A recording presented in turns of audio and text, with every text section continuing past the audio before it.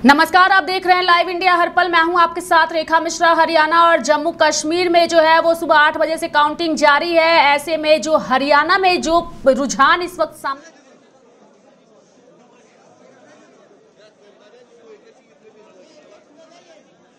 रही है, हरियाणा में कुछ देर पहले जो है वो कांग्रेस पार्टी जो है वो बहुमत के करीब पहुंची थी, लेकिन अब गेम पूरी तरीके से पलटा हुआ नजर आ रहा है। यानी कि हरियाणा में एक बार फिर से बीजेपी आगे हो गई है और जम्मू कश्मीर में भी कुछ इसी तरीके का नज़ारा जो है वो देखने को मिल रहा है। यानी कि हरियाणा की अगर हम बात करें तो हरियाणा में फिलहाल बीजेपी बहुमत जो है उसके करीब पहुंच चुकी है। यानी कि हरियाणा और जम्मू कश्मीर विधानसभा के चुनाव की मतगणना जो है वो जारी है। थोड़ी देर में नतीजे सामने आने लगेंगे, लेकिन शुरुआती रुझान में जिस तरीके से तस्वीरें सामने आ रही है वो तस्वीरें बेहद ही जो लोग हैं उनकी धड़कनें बढ़ाने के लिए काफ़ी है। इस खबर पे ज़्यादा जानकारी के लिए हमारे साथ हमारे सहयोगी संजय जुड़ चुके हैं पटना से, उन्हीं से जानने की कोशिश करेंगे। संजय, हरियाणा और जम्मू कश्मीर में सुबह 8 बजे से काउंटिंग जारी है। जो रुझान आ रहे हैं वो बेहद ही चौंकाने वाले सामने आ रहे हैं। हालांकि ये परिणाम नहीं है, लेकिन रुझान पार्टियों की धड़कनें जरूर बढ़ाती नजर आ रही है। संजय,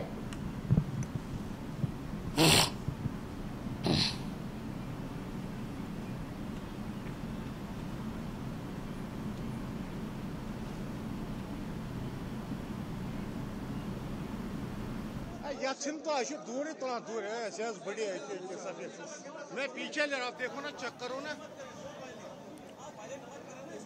मैं कहाँ इसको कर रहा हूँ, मैं तो वाइड शॉट ले रहा हूँ, मैं थोड़ी नजदीक ले रहा हूँ। बिल्कुल बिल्कुल। देखिए रेखा, जो लोकसभा चुनाव के बाद जो नतीजे आए उसके बाद ये पहला चुनाव हो रहा है राज्य का, और ऐसे में कहीं ना कहीं 2 राज्यों में जो चुनाव हो रहे हैं उससे साफ यही जाहिर है कि इस बार जो नतीजे आएंगे वो कहीं ना कहीं बाकी राज्यों के फैसले तय कर देंगे।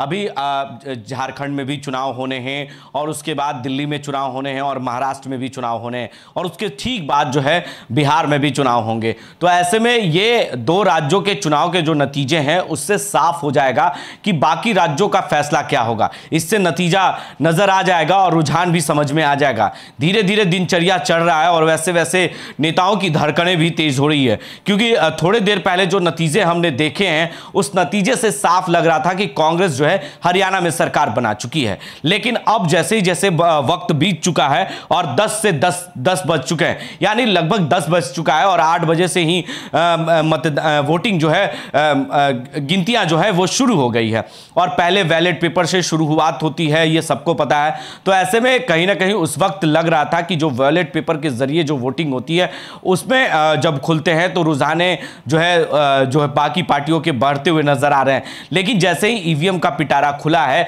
उससे साफ हो गया कि अब बीजेपी सरकार बना चुकी है, यानी बहुमत में अब आ चुकी है। जितना सरकार के लिए जरूरत है बनाने के लिए उतनी सीटें बीजेपी को मिल चुकी है, यानी 46 से करीबन जो है वो पहुंच चुकी है और कांग्रेस जो है वो 38 पर रुक गई है। थोड़ी देर पहले 45 का आंकड़ा जो है कांग्रेस पार कर चुकी थी और अन्य जो थी वो 4 से 5 थे। लेकिन कहीं ना कहीं रुझाने जब बढ़ी है, दिनचर्या चढ़ा है, वैसे वैसे रुझान भी बढ़ गया।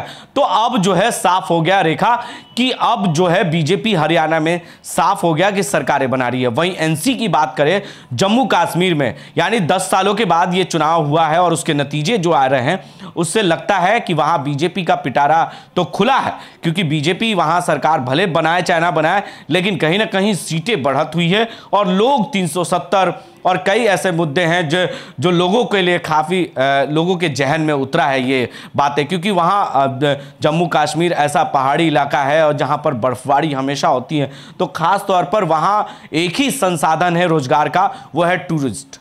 तो जब अगर टूरिस्ट नहीं पहुंचेंगे तो वहाँ लोगों को ना तो रोजगार मिल पाएगा, ना वो कामकाज कर पाएंगे। तो वहाँ के संसाधन को बढ़ाने के लिए अगर बीजेपी की सरकार बनती है तो जाहिर सी बात है कि डबल इंजन की सरकार होगी और केंद्र में भी सरकार है, और वहाँ जम्मू कश्मीर में अगर सरकार बन जाती है तो ये फायदा होगा जम्मू कश्मीर के लोगों को।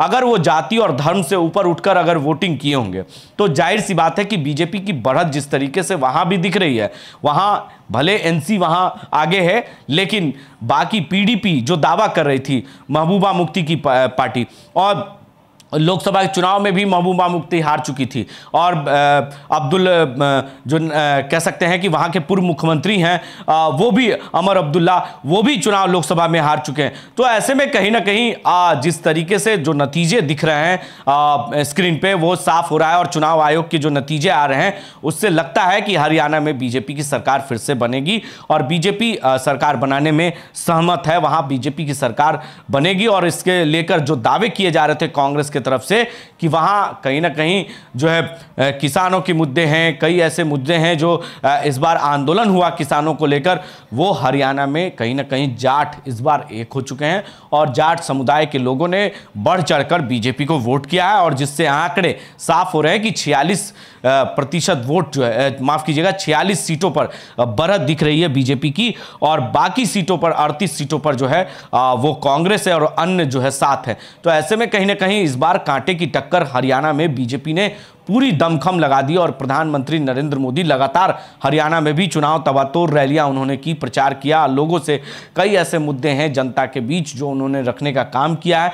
और ऐसे में लोग जो है ये अभी प्रधानमंत्री की योजनाएं जो है वो जन जन तक पहुंचाने के लिए कार्यकर्ता उनके लगे हुए हैं और आयुष्मान कार्ड के तहत जो है लोगों को जो फायदा मिल रहा है, लोगों को मुफ्त इलाजें मिल रही है 5 लाख लोग, तो ये खास तौर पर लोगों के जहन में उतरा है। और प्रधानमंत्री ने जो योजनाएं चलाई है, सबसे बड़ी 5 लाख की बीमा दी है मरीजों के लिए, तो कहीं ना कहीं ये फायदा लोगों के जहन में है। और कई ऐसे मुद्दे हैं जो बीजेपी के चुनावी प्रचार में मैनिफेस्टो में जारी किया गया और वहां पर लोगों ने इस बात को माना है और उसका नतीजा भी दिख रहा है रेखा कि अभी जो रुझान है वो ऊपर नीचे हो रहा है। अब जो है बीजेपी 44 पर पहुंच गई है और कांग्रेस जो है 38 पर। तो यानी ये थोड़ी देर में साफ हो जाएगा, 12 बजे तक क्लियर हो जाएगा कि सरकार बीजेपी की हरियाणा में बनेगी या नहीं। लेकिन कांग्रेस जो है वो बहुमत के करीब नजर आ रही है, हालांकि 1-2 सीटों का अंतर है, लेकिन कांटे की टक्कर नजर आ रही है हरियाणा में।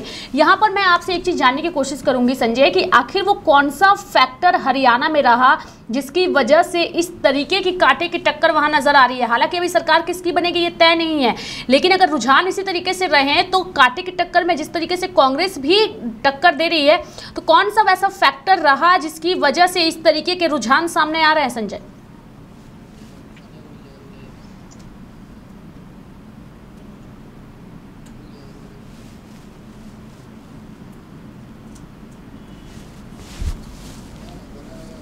जी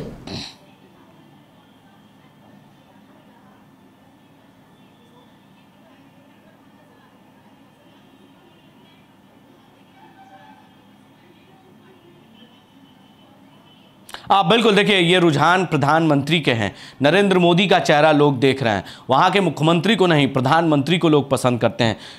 पहले भी हमने लोकसभा चुनाव में भी बातें कही होगी रेखा, आपको याद होगा कि लोग जो है कैंडिडेट से नाराज थे, कैंडिडेट को लोग जो है जो वहाँ के कैंडिडेट्स हैं वो जनता के बीच नहीं जाते हैं, चाहे वो सांसद हो, विधायक हो, लेकिन लोग अंततः जब वोट के ईवीएम का बटन दबाना होता है रेखा, उस वक्त उनकी मूड और मिजाज बदल जाते हैं और वो चाहते हैं कि प्रधानमंत्री हमारे देश के हैं। तो ऐसे में जब डबल इंजन की सरकार होगी तो जाहिर सी बात है कि उनका राज्य विकास करेगा। बिहार में ही देख लें कि बिहार में जब तक महागठबंधन की सरकार थी तो बिहार कहीं ना कहीं पीछे रहा, रोजगार के दावे भले तेजस्वी यादव करते हों, लेकिन कहीं ना कहीं जैसे ही डबल इंजन की सरकार बनी तो विशेष पैकेज मिला बिहार को, और बिहार जो है डबल इंजन की सरकार बनने के बाद जो है डबल रफ्तार से दौड़ रही है और लोगों को इसका फायदा भी मिल रहा है। अभी प्रधानमंत्री जब बिहार आए थे और बिहार के दौरे पर थे तो लगातार उन्होंने कई वादे जनता से किए थे, और चुनाव के वक्त जो है बड़े बड़े वादे तो जरूर किए जाते हैं, लेकिन वादे कौन से नेता पूरा करेंगे ये उन्हें विश्वास है कि इस बार भी अगर बिहार में हो या हरियाणा हो या अन्य राज्यों की बात करें, अगर बीजेपी की सरकार बनती है तो लोग बहुत बड़ा फैक्टर है, बुलडोजर बाबा की बुलडोजर भी चलती है। और ऐसे में कहीं ना कहीं कई ऐसे विकास के मुद्दे हैं जो प्रधानमंत्री ने वादे किए हैं कि 2048 तक विकसित भारत बनाने का जो संकल्प उन्होंने लिया है और विकसित भारत बनाने का जो संकल्प उन्होंने उठाया है, उस पीड़ा को कहीं ना कहीं उस वीरा को जो है उठाने का काम किया है। इससे लोगों को काफ़ी फायदा हुआ और लोगों के प्रधानमंत्री की बातों को लोग बड़ा गंभीरता पूर्वक सुनते हैं। लोग जानते हैं कि प्रधानमंत्री जो कह रहे हैं उस बातों पर कहीं ना कहीं अमल करने की ज़रूरत है, और प्रधानमंत्री ने लोगों को जो फ़ायदा पहुंचाते हैं, जो वादे केंद्र सरकार से किए जाते हैं, उस वादों को फैक्टर है कि प्रधानमंत्री को लोग देखना पसंद करते हैं। और भले राज्य में मुख्यमंत्री कोई बने, लेकिन बनता तो बीजेपी का है। इशारा केंद्र के इशारों पर ही चलता है।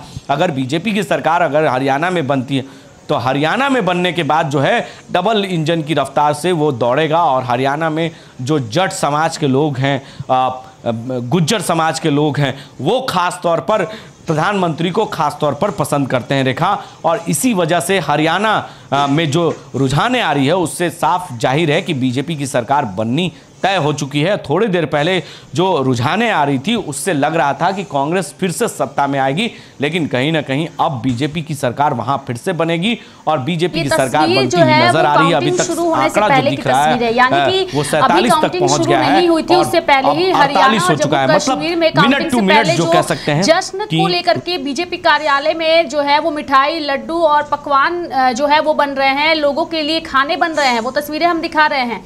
लेकिन जिस तरीके से रुझान सामने आ रहे हैं वो आगे और पीछे हैं, और जम्मू कश्मीर में भी जो है वो बीजेपी के पक्ष में परिणाम नज़र नहीं आ रहे हैं, जो रुझान भी हैं। तो कैसे देखते हैं संजय आप इसे? और अगर हम जम्मू कश्मीर की खास करके बात करें तो जम्मू कश्मीर में जो है वो 10 सालों के बाद चुनाव हुआ, और अभी जिस तरीके की तस्वीरें वहाँ से भी नज़र आ रही है वो तस्वीरें बेहद ही भाजपा के लिए निराशाजनक साबित हुई है अगर जम्मू कश्मीर में देखें तो।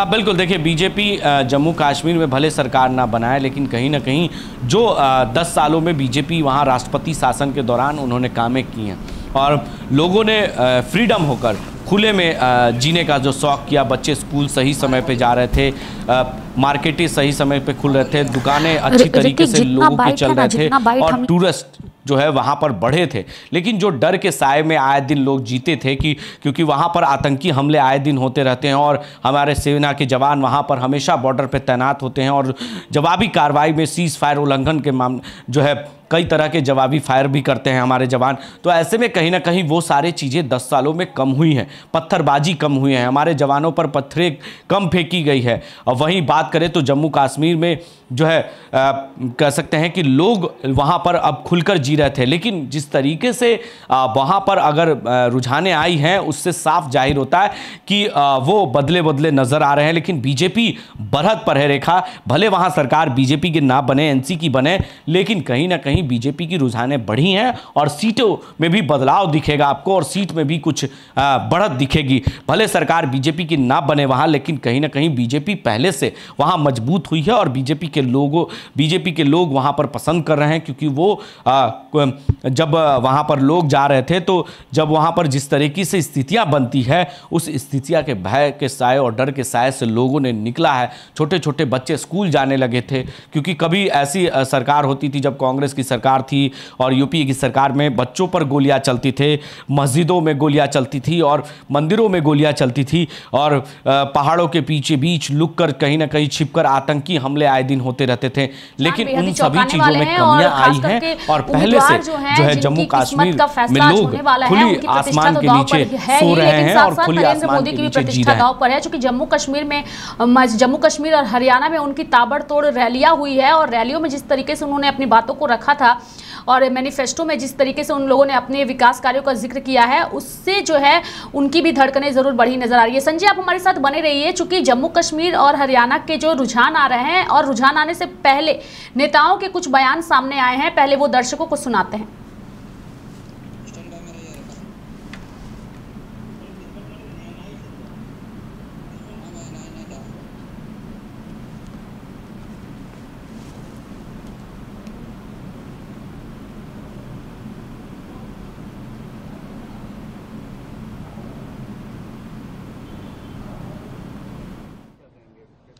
देखिए, अभी जस्ट रुझान आने शुरू हुए हैं मैं मानता हूं, उम्मीद करता हूं, जिस तरीके से भाजपा ने दोनों राज्यों में मेहनत की है, जिस तरीके से हरियाणा में 10 साल का कार्यकाल भारतीय जनता पार्टी का रहा है, मैं मानता हूं कि जनता कहीं ना कहीं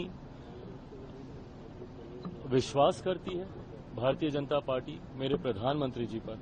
उम्मीद करता हूं कि शाम तक जब परिणाम पूरी तरीके से आएंगे वो उसी आधार पर होंगे जिसकी अपेक्षा हम लोग करते हैं। देखिए, अभी जस्ट रुझान आने शुरू हुए हैं। मैं मानता हूं, उम्मीद करता हूं, जिस तरीके से भाजपा ने दोनों राज्यों में मेहनत की है, जिस तरीके से हरियाणा में 10 साल का कार्यकाल भारतीय जनता पार्टी का रहा है, मैं मानता हूं कि जनता कहीं ना कहीं विश्वास करती है भारतीय जनता पार्टी मेरे प्रधानमंत्री जी पर। उम्मीद करता हूं कि शाम तक जब परिणाम पूरी तरीके से आएंगे वो उसी आधार पर होंगे जिसकी अपेक्षा हम लोग करते हैं। देखिए, अभी जस्ट रुझान आने शुरू हुए हैं। मैं मानता हूं, उम्मीद करता हूं, जिस तरीके से भाजपा ने दोनों राज्यों में मेहनत की है, जिस तरीके से हरियाणा में 10 साल का कार्यकाल भारतीय जनता पार्टी का रहा है, मैं मानता हूं कि जनता कहीं ना कहीं ट्रांसपेरेंसी तो होनी चाहिए। ट्रांसपेरेंसी की हम उम्मीद क्यों ना रखें? जमहूरियत में बिना ट्रांसपेरेंसी के क्या फ़ायदा?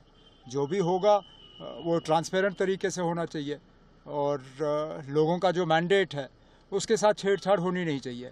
अगर लोगों का मैंडेट बीजेपी के खिलाफ निकला तो बीजेपी को फिर इसमें कोई जुगाड़ और वो इस तरह की हरकतें करनी नहीं चाहिए। राजभवन को और मरकज़ की हुकूमत को जिस तरह हम लोगों का फ़ैसला तस्लीम करते हैं, पार्लियामेंट में तस्लीम किया, आज जो भी लोगों का फ़ैसला होगा हमारे हुक्मरान जो हैं उस फैसले को तस्लीम करें, वही है। कोalition पर कितनी कॉन्फिडेंस है? एक वजन है जो कोalition हुई है एनसी कांग्रेस में। अब कोalition तो हमने की इसलिए कि इलेक्शन में कामयाबी मिले और इंशाल्लाह कामयाबी की उम्मीद रखें। जो कमेटी बनती है नॉमिनेशन की, उस पर किस तरह? किस चीज़ की कमेटी? जो 5 मेंबरों की होती है, जो एमएलए वगैरह। देखिए, अब इस पे तो कुछ वकीलों ने अपनी राय दी है। हमारे एक वकील जिन्होंने नेशनल कॉन्फ्रेंस की भी, वो लद्दाख के मामले में आपको याद होगा सुप्रीम कोर्ट में हमारे लिए कामयाबी हासिल की, उन्होंने कहा है कि गवर्नर साहब को अपने आप पे कोई इख्तियारात नहीं है कि वो ये सीटें भरें। ये सीटें अगर भरी जाएंगी तो असेंबली कायम होने के बाद और हुकूमत की जो राय है, पार्लियामेंट में भी यही होता है। प्रणब मुखर्जी साहब प्रेसिडेंट थे, कांग्रेस के बने हुए प्रेसिडेंट थे, लेकिन जब नॉमिनेशंस किए तो मोदी साहब की हुकूमत के राय के मुताबिक किए, कांग्रेस के उन्होंने मेंबर नहीं चुने। तो इसी तरह बेशक गवर्नर साहब मरकज़ की हुकूमत के यहाँ नुमाइंदे हों, लेकिन उन्हें आइन का ख्याल रखना चाहिए और ये 5 सीटें अगर भरी जाएं तो यहाँ की हुकूमत जो बनती है आज उसकी राय के मुताबिक। पीडीपी की कोई तजवीज़ मिली है? नहीं ना, के लिए जो हमने सुना है, ना हमने उनका कोई तजवीज़ ढूंढा, ना उनके तरफ से कोई तजवीज़ हमें मिली है। आज नतीजे निकल जाने दीजिए ना। पता नहीं क्यों हम इतने बेचैन हैं कि इन्होंने क्या किया, उन्होंने क्या किया। अभी किसी के पास नंबर नहीं है। सुना था महबूबा जी ने कहा we are ready to provide support if need. नहीं ना, वो नहीं कहा। जो मैंने सुना वो ये कहा कि हमने कोई फैसला नहीं किया है और हम नतीजों के बाद फैसला करेंगे। पता नहीं हमारे तरफ से इतनी बेचैनी क्यों है कि हम फटाफट कूद जाते हैं और कहते हैं ना कि हम जी बस उनके समर्थन का खैर मकदम करते हैं। उनका समर्थन ना हमने मांगा, ना वहाँ से मिला, ना फिलहाल उसकी कोई ज़रूरत है। नतीजे निकल जाने दीजिए, उसके बाद तमाम पार्टियां जो है बैठ के उन पे जो है अपना वो करेंगे analysis. Sir, early trends are giving an edge to NC. No, I don't go by early trends. Last time when results came out, I came here for a run. Early trends were I was winning. घर पहुंच के सारा बदल गया। मुझे early trends मत बताइए ना, लंच के बाद बात करेंगे। Umar Abdullah win from both Budgam and इंशाल्लाह, but no, it's who can say? जो अल्लाह ताला ने रखा होगा वही होगा। और जो गांदरबल और बड़गाम के लोगों ने, मैंने अपने तरफ से जितना मैं कर सकता था किया और बाकी बाकी डब्बों में है ना। अब डब्बों से निकले नतीजे फिर देखें। इस महापर्व का हरियाणा विधानसभा चुनाव का आज मतगणना है। झज्जर विधानसभा क्षेत्र की जनता ने जिस प्रकार से आशीर्वाद, सहयोग, समर्थन दिया है, हमें उम्मीद है यहाँ से थम्पिंग मेजॉरिटी के साथ जीतेंगे और हरियाणा में भी कांग्रेस पार्टी की सरकार बनेगी। एग्जिट पोल को किस तरीके से? देखिए, एग्जिट पोल जो आए हैं वैसे तो बहुत ज्यादा फेवर में है कांग्रेस के, लेकिन मैं समझती हूँ कि ये एग्जैक्ट पोल नहीं है। जब काउंटिंग अब शुरू होगी उसके बाद से ये पता चलेगा और भी उससे ज्यादा सीटों के साथ कांग्रेस पार्टी की सरकार हरियाणा में बनेगी, क्योंकि कांग्रेस ने बिल्कुल जो है मुद्दों पर चुनाव लड़ने का काम किया। बहुत एजेंडा था, बेरोजगारी है, किसान है, महिलाएं, बेटियां, हरियाणा की तरक्की। हमने अपने मैनिफेस्टो पर और मुद्दों पर चुनाव लड़ा और जनता ने उस पर आशीर्वाद देने का काम किया है। मैं पूरी तरह से आश्वस्त हूँ। झज्जर की जनता ने बहुत आशीर्वाद जिस प्रकार से दिया है, हमने विपक्ष में भी उनकी आवाज को मजबूती से उठाने का काम किया और अब उनको तो ये पता चल गया है कि कांग्रेस पार्टी के पक्ष में हवा चल रही है। जिस प्रकार से कांग्रेस ने हमने विपक्ष के अंदर और बाहर जो संघर्ष किया, उससे जनता को ये उम्मीद भी है कि आने वाला समय कांग्रेस का है और झज्जर विधानसभा क्षेत्र में और पूरे हरियाणा में विकास के कार्य होंगे। कोई बात नहीं, कार्यवाहक सीएम है, थोड़ी देर के मेहमान है और दावा तो सभी करते हैं। पॉलिटिकल पार्टीज हैं जो लोग राजनीति में, लोकतंत्र की यही तो महानता है, दावा कोई भी कर सकता है, पर लोकतंत्र में जनता ही महान होती है और जनता ने अपना फाइनल वर्डिक्ट दे दिया है जो आज ईवीएम में बंद है। अभी ये बहुत शुरुआती रुझान है, इंतजार कीजिए। पूरा भरोसा है कि आज दिन भर लड्डू भी और जलेबी भी खाने को मिलेगी। मोदी जी को भी जलेबी भेजने वाले हैं और नायब सिंह सैनी उनको भी जलेबी भेज देंगे। हमने भेज दिया। और जम्मू कश्मीर के अंदर भी नंबर्स जो है वो बता रहे हैं कि नेशनल कॉन्फ्रेंस और कांग्रेस को ही अकेले शुरुआत में ही बहुमत मिलता हुआ दिखाई दे रहा है। बिल्कुल पूरा भरोसा है, जम्मू कश्मीर, हरियाणा हम पूरे बहुमत से सरकार बनाने जा रहे हैं।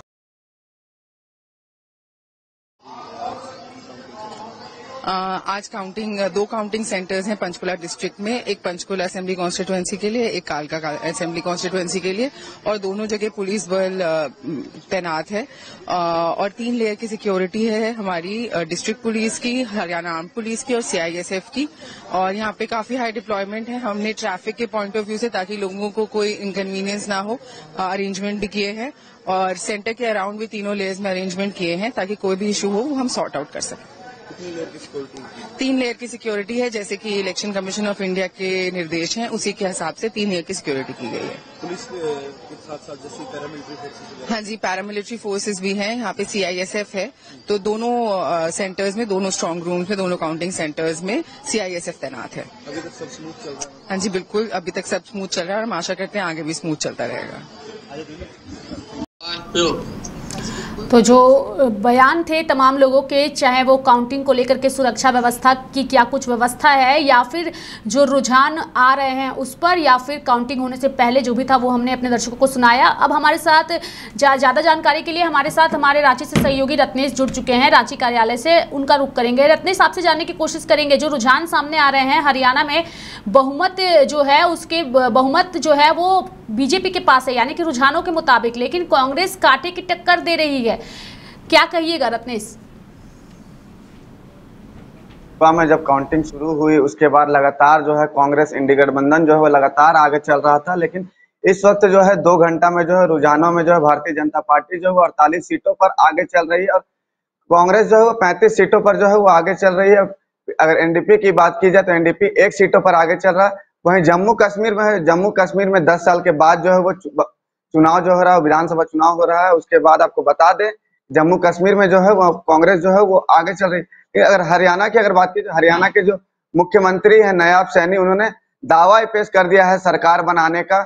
आपको बता दें कि सरकार बनाने का दावा जो है नायब सैनी ने पेश किया है। और वहीं अगर हरियाणा में जो है बीजेपी लगातार जो है बड़ा जो है वो अपना रुझानों में बनाते चल रहे हैं। 90 विधानसभा सीटों पर जो है वो चुनाव हो रहा है। वहीं अगर शुरू में अगर देखा जाए तो बीजेपी जो है वो 12-13 के लमसम में जो है वो आगे चल रही थी, लेकिन इस वक्त जो है बीजेपी जो है 48 सीटों पर जो है वो आगे चल रही है। और जम्मू कश्मीर की अगर फिर से हम बात करें तो जम्मू कश्मीर में बीजेपी जो है 28 सीटों पर आगे चल रही है। वहीं एनसी जो है 39 सीटों पर आगे चल रहा है और कांग्रेस जो है वो 8 सीटों पर आगे चल रही है। जिस तरह से नरेंद्र मोदी जो है वो लगातार जम्मू कश्मीर में ताबड़तोड़ सभाएं की, कई तरह के वादाएं जो है वो की, हरियाणा में जो है कांग्रेस जो है वो कही थी कि हम अगर सत्ता में आते हैं तो वहां के लोगों को जो है 500 रुपए में गैस सिलेंडर जो है वो दिया जाएगा। लेकिन इस वक्त जो समीकरण है हरियाणा का, हरियाणा में साफ तौर पे देखा जा रहा है रुझानों के तौर पे कि हरियाणा में भारतीय जनता पार्टी की जो सरकार है वो सरकार बनते जा रही है। भारतीय जनता पार्टी कार्यालय अगर हरियाणा की बात की जाए तो भारतीय जनता हरियाणा के कार्यालय में जो है खुशी का जो माहौल है वहाँ होने लगा है। मिठाई जो है, लड्डू जो है वो बंटने लगे, तमाम जो है ढोल नगाड़े जो है वो लगे हैं।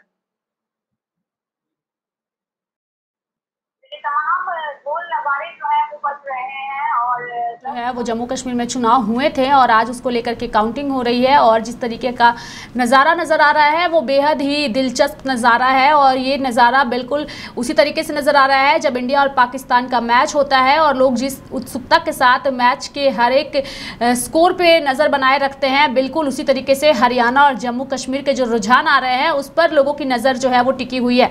लगातार हमारी कोशिश होगी कि इससे जुड़ी तमाम अपडेट और जानकारियाँ दर्शकों तक पहुँचाए। संजय हमारे साथ जुड़े हुए हैं, रत्नेश बने रहिएगा।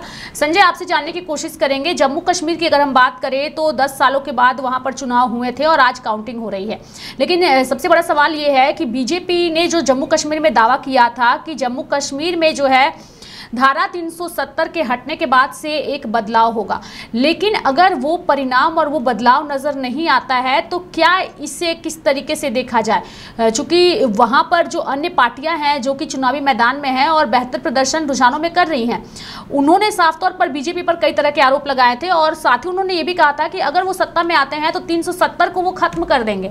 कई तरह की चीज़ें जो हैं वो कही जा रही है और 370 बीजेपी जब से उसने हटाया है उसके बाद से बीजेपी को उम्मीद थी कि इस बार का जो जम्मू कश्मीर का रिजल्ट आएगा वो भाजपा के पक्ष में आएगा, लेकिन रुझान अभी फिलहाल वो नहीं कह रहे हैं। जम्मू कश्मीर पर खास करके अगर हम बात करें संजय, तो किस तरीके से देखते हैं जम्मू कश्मीर के रुझान को आप?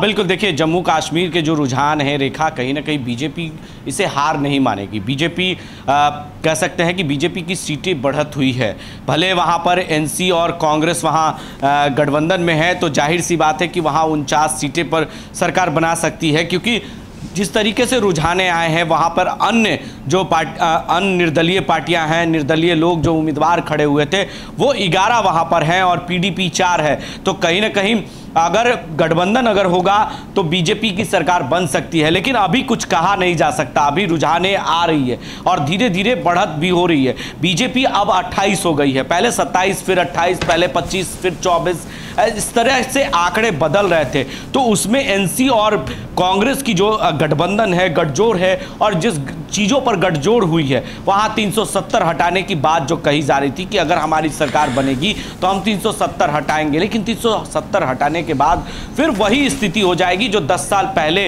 लोग देखते थे, कभी भी अपने घरों में दुबक के रहते थे। लेकिन वो आज़ादी लोगों की छिन जाएगी जो आज़ादी 10 सालों में उन्होंने जी है, जो खुली सड़कों पर घूम रहे थे और खुले आसमान के नीचे सो रहे थे, जहां दिल कर रहा था वहां जा रहे थे लोग। पर्यटक काफ़ी संख्या में वो बढ़े थे और वहाँ के जो राज्यपाल थे उन्होंने जिस तरीके से जम्मू कश्मीर में शांति कायम रखा था, एक समुदाय के बीच, लोगों के बीच भाईचारे का संदेश दिया था, ये संदेश कहीं ना कहीं अब उसमें कमियां आ जाएगी अगर सरकार वहां पर एनसी और कांग्रेस की बनती है रेखा।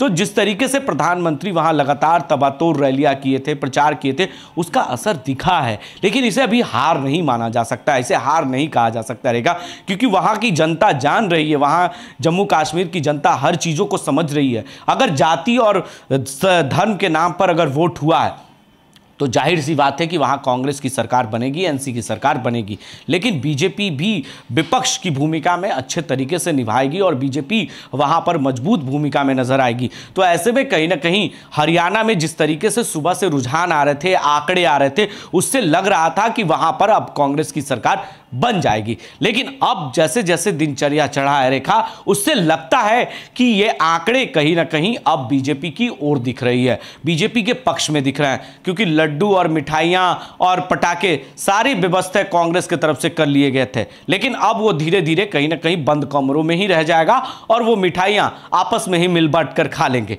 क्योंकि लग नहीं रहा था कि जो है हरियाणा में सरकार बीजेपी की नहीं बन पाएगी। लेकिन बीजेपी ने ये तैयारी तो नहीं की थी, लेकिन बीजेपी को पता था जिस तरीके से एग्जिट पोल आ रहे थे, एग्जिट पोल के कहीं ना कहीं सारे उलटफेर हो गए हैं। एग्जिट पोल बताया जा रहा था कि हरियाणा में कांग्रेस की सरकार बन रही है, जम्मू में जो है पीडीपी की सरकार बनेगी और एनसी की सरकार बनेगी, ये दो चीजें दिख रही थी। लेकिन कहीं ना कहीं कुछ एग्जिट पोल से मिलता जुलता हुआ जम्मू कश्मीर में दिख रहा है, लेकिन हरियाणा में सीधा कहीं ना कहीं वो लट गया है, पूरा मामला पलट गया है। यानी कहीं ना कहीं हरियाणा में जो आंकड़े आ रहे हैं उससे लग रहा है कि जट समुदाय और जो लोग थे वहां पर, जो वोटर थे, उन्होंने बहुत सोच समझकर ईवीएम का बटन दबाया है। उन्हें पता है कि हरियाणा में विकास चाहिए, हरियाणा में किसानों को खेती के लिए अनाज उपज करना है और लोगों को घरों तक अनाज पहुंचाना है, तो वो कौन कर सकता है? वो देश के प्रधानमंत्री कर सकते हैं। और ऐसे में जो प्रधानमंत्री की योजनाओं का जो लाभ ले चुके हैं जनता,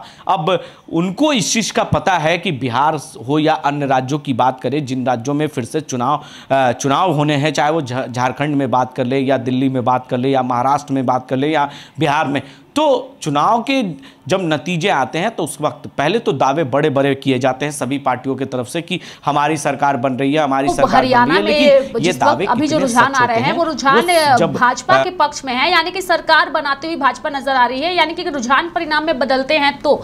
लेकिन इस बीच जो बड़ी खबर सामने आ रही है संजय, वो बड़ी खबर ये है कि बीजेपी महासचिवों की बैठक जो है वो जेपी नड्डा ने बुलाई है। यानी कि हरियाणा रुझान के बीच जेपी नड्डा ने बीजेपी महासचिवों की बैठक बुलाई है। ये बैठक किस ओर इशारा करती है और ये बैठक कितनी महत्वपूर्ण है संजय?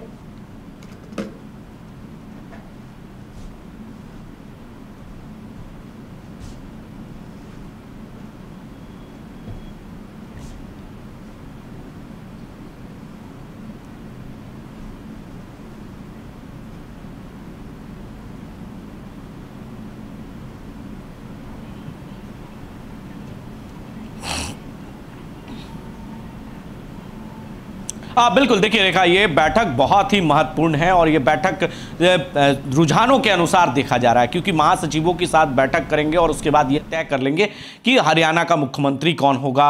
हरियाणा में जो है सरकार बनने से पहले ये तय कर लिया जाएगा कि मुख्यमंत्री हों, क्योंकि वहाँ पर भी कई रेस में नाम है मुख्यमंत्री के। तो ऐसे में कहीं ना कहीं जो दावे और जो मेरे सामने जो नाम है वो कहीं ना कहीं साफ हो जाएंगे जो अभी तक चल रहे थे। लेकिन हरियाणा का रुझान जो दिख रहा है उससे बीजेपी ने महासचिवों के साथ बैठक बुलाई है और उसमें तय कर लेंगे अपने नेताओं के साथ बैठक करके, क्योंकि जेपी नड्डा वहां भाजपा के राष्ट्रीय अध्यक्ष हैं और वो ही सब कुछ तय करेंगे और वो अपने नेताओं से राय विचार करेंगे। ये समझ लीजिए रेखा कि बिना राय विचार के अपने पार्टी बीजेपी एक ऐसी पार्टी है कि जो एक छोटे से कार्यकर्ता को भी मुख्यमंत्री बनाया जा सकता है। आप मध्य प्रदेश में ही देख लें या अन्य राज्यों की बात करें तो कहीं भी, आप बिहार में भी देखें, डिप्टी सीएम बनाने की बात जब चर्चाएं हो रही थी रेखा कि फिर से सुशील मोदी को डिप्टी सीएम बनाया जाएगा, भले वो इस दुनिया में नहीं है, दिवंगत हो चुके हैं, लेकिन कहीं ना कहीं जब सरकार बनी थी 2022 में एनडीए की, तब का बात हम बता रहे हैं कि जब सरकार बन गई थी और महागठबंधन की सरकार गई थी तो उस वक्त की स्थितियां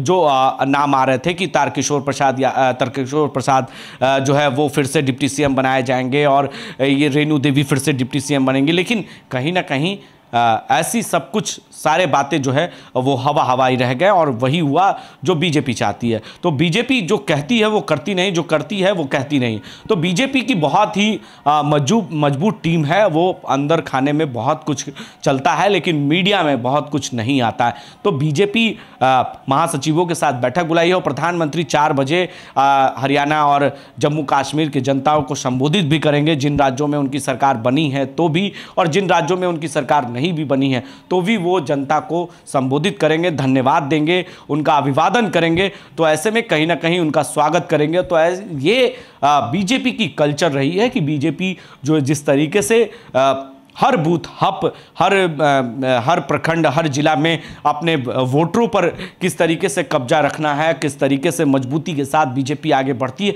ये तमाम चीज़ें बीजेपी की रणनीति समझना इतना आसान नहीं है। बीजेपी तब अलग सभी पार्टियों से एक अलग रणनीति बनाती है और बीजेपी अभी जो सदस्यता अभियान चला रही है उसमें 1 करोड़ लक्ष्य बिहार में भी रखा गया है सदस्य बनाने का।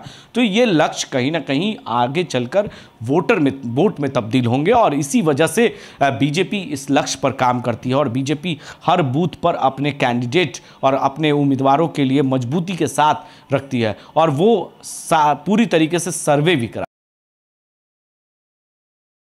है अपने उम्मीदवार। जम्मू कश्मीर और हरियाणा के जो आज परिणाम होंगे, उन परिणामों का झारखंड के चुनाव पर कितना असर पड़ेगा? क्योंकि कभी कभी ऐसा होता है कि राज्यों का चुनाव जो होता है उसका असर अन्य राज्यों के चुनाव में भी नजर आता है। तो रत्नेश, झारखंड में भी चुनाव होने हैं, आज इन दोनों ही राज्यों के चुनाव परिणाम का किस तरीके का असर झारखंड में हो सकता है? रत्नेश, का चुनाव जो है अगर भारतीय जनता पार्टी के पक्ष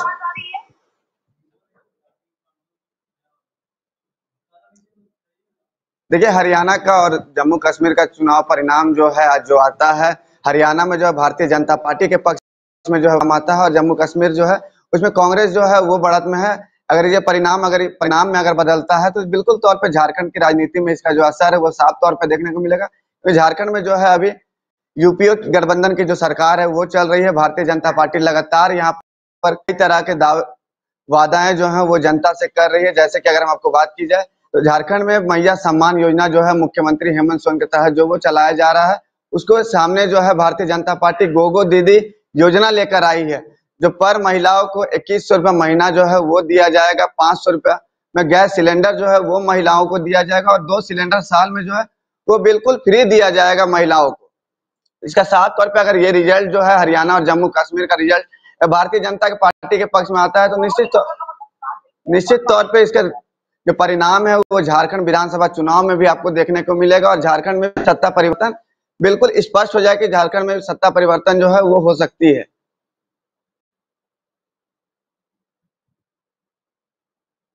रत्नेश, आपने सही कहा। रत्नेश और संजय, हमारे दोनों ही सहयोगियों का बहुत बहुत धन्यवाद हमारे साथ इस चर्चा में जुड़ने के लिए और अपनी बातों को रखने के लिए। आप दोनों सहयोगियों का धन्यवाद। हरियाणा और जम्मू कश्मीर में जो रुझान आ रहे हैं उन रुझानों पर नेताओं की प्रतिक्रिया भी सामने आ रही है। दर्शकों को सुनाते हैं कि कौन कौन से नेता जो हैं उन्होंने इन रुझानों पर अपने बयान दिए हैं। 8 बजे से वो इस महापर्व का हरियाणा विधानसभा चुनाव का आज मतगणना है। झज्जर विधानसभा क्षेत्र की जनता ने जिस प्रकार से आशीर्वाद, सहयोग, समर्थन दिया है, हमें उम्मीद है यहाँ से थम्पिंग मेजॉरिटी के साथ जीतेंगे और हरियाणा में भी कांग्रेस पार्टी की सरकार बनेगी। एग्जिट पोल को किस तरीके से देखिए, एग्जिट पोल जो आए हैं वैसे तो बहुत ज्यादा फेवर में है कांग्रेस के, लेकिन मैं समझती हूँ कि ये एग्जैक्ट पोल नहीं है। जब काउंटिंग अब शुरू होगी उसके बाद से ये पता चलेगा और भी उससे ज्यादा सीटों के साथ कांग्रेस पार्टी की सरकार हरियाणा में बनेगी, क्योंकि कांग्रेस ने बिल्कुल जो है मुद्दों पर चुनाव लड़ने का काम किया। बहुत एजेंडा था, बेरोजगारी है, किसान है, महिलाएं, बेटियां, हरियाणा की तरक्की। हमने अपने मैनिफेस्टो पर और मुद्दों पर चुनाव लड़ा और जनता ने उस पर आशीर्वाद देने का काम किया है। मैं पूरी तरह से आश्वस्त हूँ। झज्जर की जनता ने बहुत आशीर्वाद जिस प्रकार से दिया है, हमने विपक्ष में भी उनकी आवाज को मजबूती से उठाने का काम किया और अब उनको तो ये पता चल गया है कि कांग्रेस पार्टी के पक्ष में हवा चल रही है। जिस प्रकार से कांग्रेस ने, हमने विपक्ष के अंदर और बाहर जो संघर्ष किया, उससे जनता को ये उम्मीद भी है कि आने वाला समय कांग्रेस का है और झज्जर विधानसभा क्षेत्र में और पूरे हरियाणा में विकास के कार्य होंगे। कोई बात नहीं, कार्यवाहक सीएम है, थोड़ी देर के मेहमान है और दावा तो सभी करते हैं। पॉलिटिकल पार्टीज हैं, जो लोग राजनीति में, लोकतंत्र की यही तो महानता है, दावा कोई भी कर सकता है, पर लोकतंत्र में जनता ही महान होती है और जनता ने अपना फाइनल वर्डिक्ट दे दिया है जो आज ईवीएम में बंद है और अभी 8 बजे से वो इस महापर्व जीत को लेकर हमने लगातार मेहनत करी है, जनता के बीच में गए और मुझे पूरा विश्वास है हमारी मेहनत रंग भी लाएगी। जनता का विश्वास चौधरी अभय सिंह जी के प्रति बना रहेगा और अभी काउंटिंग चल रही है, बस वहीं जा रहा हूँ मैं। आप हालांकि आगे भी चल रहे हैं नतीजों में फिलहाल। हाँ जी, देखो मेहनत है, जहाँ मेहनत होती है वहाँ मेहनत रंग भी लेके आती है और मुझे पूरा विश्वास है कि ये जो मेहनत है ये सफलता भी लेके आएगी। आज आंकड़े अगर कहीं कम होता है, बहुमत के आसपास कोई पार्टी बड़ी नहीं होती, तो क्या समझा जाए आप लोग का पाला किस तरफ होगा? देखिए जी, ये तो हमारा स्टैंड हमेशा इस पे बड़ा क्लियर है, हमें किसी की तरफ जाने की जरूरत नहीं है, नाम जाते। बाकी जैसे जैसे रिजल्ट्स आएंगे उस आप भी देखते रहिएगा, मैं भी देखता रहूंगा। किसी पार्टी के नेता का कॉल आया, किसी पार्टी से कोई बातचीत? नहीं, मेरी किसी से बातचीत नहीं हुई। पर जीत के लिए आप लोग आश्वस्त हैं, अपनी पूरी तरह से। धन्यवाद सर। काउंटिंग शुरू हो चुकी है, अभी तक आपके क्या बंदोबस्त और आप क्या दिखाना चाहते हैं? देखें, एलेबरेट बंदोबस्त हमने किए हैं, आप देख रहे हैं सिक्योरिटी के एलेबरेट अरेंजमेंट किए गए हैं, 3 टियर सिस्टम सिक्योरिटी का है, और उसके अलावा पीसफुल मैनर में काउंटिंग जो है स्टार्ट हो गई है। और कब तक इसका पहला रिजल्ट आने का? पहला जो राउंड होगा, मुझे उम्मीद है 8:30 बजे जब हम शुरू करेंगे ईवीएम का काउंट, और ज़्यादा से ज़्यादा 15 से 20 मिनट के बाद जो है होंगे हमारे पास ट्रेंड आ जाएगा। शुक्रिया।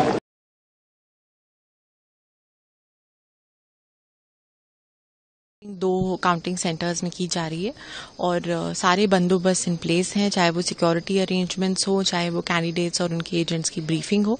और आज सुबह 8 बजे हमारी पोस्टल बैलेट की काउंटिंग शुरू की गई, और 8:30 बजे ईवीएम की काउंटिंग शुरू की, जैसा कि इलेक्शन कमीशन की गाइडलाइंस है। और सभी को ये डायरेक्शंस दे दी गई हैं कि जो काउंटिंग हॉल का एक डेकोरम है उसको बरकरार रखें। कोई भी मोबाइल फोन का यूजेज या इलेक्ट्रॉनिक गैजेट्स का यूजेज काउंटिंग सेंटर्स के अंदर नहीं परमिट किया जाएगा, और सीक्रेसी और वोटिंग को बरकरार रखते हुए आज की पूरी प्रक्रिया की जाएगी। और जैसा भी रिजल्ट आएगा वो हमारा जनता का जैसा भी मत होगा वो लोगों को जानकारी दे दी जाएगी। हो रही है तो इसके हवाले से जानकारी दीजिए। आज पुलवामा डिस्ट्रिक्ट के जो 4 कॉन्स्टिट्यूएंसीज हैं उन सभी का काउंटिंग जीडीसी वुमेन कॉलेज में हो रहा है, और सारे सिक्योरिटी इंतजामात किए गए हैं। 3 टियर सिक्योरिटी हमने लगाई है, और ये भी ध्यान दिया है कि कोई लॉ एंड ऑर्डर का इश्यू यहाँ पे ना हो। तो किस तरह के इंतजाम, बाहर भी गया, टाउनों से बाहर भी इस तरह के इंतजाम है गाँव में, जैसे कि लड़ाइयाँ वगैरह होती है बैन में, तो इसके किस तरह के इंतजाम? कुछ फ्लैश पॉइंट्स हमने आइडेंटिफाई किए हैं, और वो जगहों पे हमने पहले से पुलिस की भी डिप्लॉयमेंट की है, और जो भी विक्ट्री प्रोसेशन होगा या पार्टी वर्कर्स का जो भी प्रोग्राम होगा उसके साथ भी हम सिक्योरिटी का कंपोनेंट रखेंगे। हमारी पूरी कोशिश होगी कि इलेक्शन काउंटिंग के बाद के जो भी इवेंट्स है वो पीसफुल हो जाए और कोई अनटूवर्ड इंसिडेंट ना हो। जल्दी है, अभी तो घंटा 2 घंटे निकलने दीजिए, लेकिन लगता है कि हमें पूर्ण रूप से विश्वास है कि जम्मू कश्मीर के अंदर भारतीय जनता पार्टी सरकार बनाएगी, और हरियाणा के अंदर भी जो लग रहा है कि हम 40+ क्रॉस करेंगे। लेकिन रिजल्ट कुछ भी हो, भारतीय जनता पार्टी एक ऐसी पार्टी है कि जो जमहूरियत को हमेशा सलाम करती है। जो कोई भी रिजल्ट हो, डेमोक्रेसी को सलाम करते हुए हम उसको एक्सेप्ट करते हैं। हम दूसरी पार्टियों की तरह नहीं है कि अगर हारे तो ईवीएम को कसूर देंगे, हम वो लोग नहीं है। इसलिए रिजल्ट जो भी होगा सहर्ष स्वीकार करेंगे, और जिस प्रकार से जो अभी हम लोगों को रिपोर्ट मिल रही है, ग्राउंड रिपोर्ट मिल रही है, उसमें हम निश्चित तौर के ऊपर अगले 1-1.5 घंटे आप देखेंगे, हम निश्चित तौर पर जीतेंगे। जी, ये जिस तरह से पटाखे फोड़ना और मिठाइयां बांटना, लड्डू बांटना, इस तरह का सेलिब्रेशन करने, ये तो बहुत पहले उन्होंने लोकसभा टाइम पे भी किया था, हमने देखा था क्या हुआ। उसके बाद अल्टीमेटली देखा सबने कि 12 बजते क्या हुआ, सबने देखा। इसलिए मेरा मानना है कि टू अर्ली टू से, let the result comes in. 11:30-12 बजे तक चीजें सामने आएंगी, बहुत कुछ होगा, देखेंगे। जी, 8 बजे काउंटिंग प्रोसेस स्टार्ट हो गया था, जिसमें सबसे पहले पोस्टल बैलेट और ETPBS की काउंटिंग स्टार्ट की थी, और उसके आधे घंटे बाद यानी कि 8:30 बजे जो हमारे EVMs हैं उसके काउंटिंग स्टार्ट हो गया था। और कुछ विधानसभा क्षेत्रों में जो फर्स्ट राउंड की काउंटिंग है EVMs की, वो कंप्लीट हो गई है। उन्होंने जो अपना डाटा अपलोड किया है ECI की साइट पर, और अभी तक हमारे पास 23 सीटों का जो फर्स्ट राउंड का जो डाटा आया है उसमें कांग्रेस 12 पे लीड कर रही है, 10 पे भारतीय जनता पार्टी, और 1 पर अन्य लीड कर रहे हैं। तो अभी ये बैलेट बॉक्स सब हो चुके हैं या अभी चल रहे हैं? जो पोस्टल बैलेट्स होते हैं वो थोड़ा लंबा प्रोसेस होता है, टाइम कंज्यूमिंग होता है, क्योंकि उसमें एनवलप्स खोलने होते हैं, पोस्टल बैलेट्स का सेग्रीगेशन होता है, बंडल्स बनाते हैं, काउंटिंग लगते हैं, तो वो साथ के साथ चलता रहता है। जब सारा कंपाइल किया जाएगा लास्ट में रिजल्ट, तो सब जोड़ के उसके बाद कंपाइल। तो तकरीबन कितने बजे तक सारा हो सकता है? क्योंकि देखिए, ये तो कई परिस्थितियां हैं जिन पे ये चीज डिपेंड करती है। आपके राउंड्स काउंटिंग के कितने हैं, और उसके बाद कई बार काउंटिंग एजेंट्स यदि किसी चीज़ पे ऑब्जेक्ट कर देते हैं तो उसमें भी समय लग सकता है। तो ये बहुत सारी परिस्थितियों पे डिपेंड करता है कि किस जगह पे काउंटिंग कब खत्म होगा। टोटल 93 काउंटिंग सेंटर्स बनाए हमने 90 विधानसभा क्षेत्रों के। पटौदी, बादशाहपुर और गुरुग्राम में 2-2 काउंटिंग सेंटर बनाए गए थे और बाकी जगह 1-1 काउंटिंग सेंटर है। तो आपने देखा कि जम्मू कश्मीर और हरियाणा में सुरक्षा व्यवस्था को लेकर किस तरीके से पुख्ता इंतजाम किए गए हैं। काउंटिंग जहां हो रही है उसके बाहर भी जो है वो जवानों की तैनाती की गई है और इस पर जो है वो चुनाव आयोग की पूरी तरीके से नज़र भी है। तमाम नेताओं की जो है वो धड़कनें बढ़ी हुई है, जिस तरीके से रुझान आगे और पीछे आ रहे हैं उस पर सबकी नज़र बनी हुई है। तो मेरे साथ फिलहाल अभी के लिए इस खास कार्यक्रम में इतना ही। आगे भी आपको जम्मू कश्मीर और हरियाणा से जुड़ी तमाम छोटी बड़ी खबरों से अपडेट करते रहेंगे। नमस्कार।